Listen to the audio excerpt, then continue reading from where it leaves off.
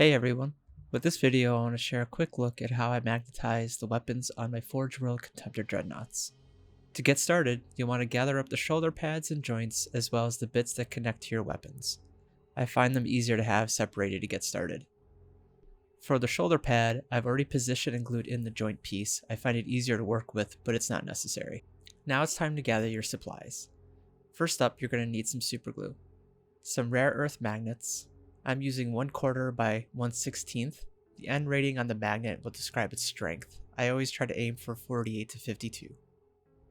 Some fine grit sandpaper, a hobby knife, and a Sharpie to help remember which side of the magnet to glue.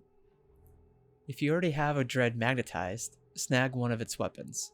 This way you can match the polarity and swap them between models.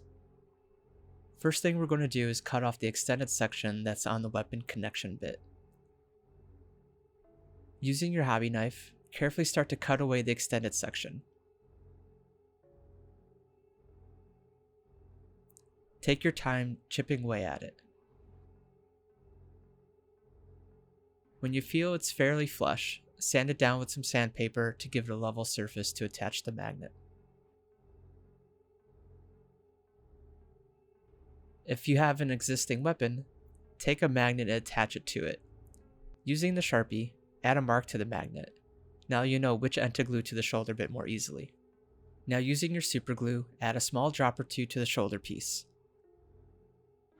Take the magnet and attach it to the shoulder, mark side down, and let it dry.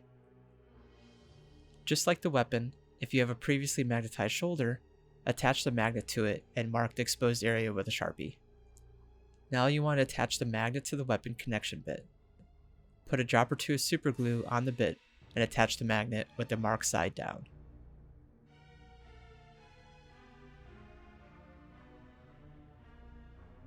After you've let the glue dry for a little bit, you could superglue the connection bit to your weapon.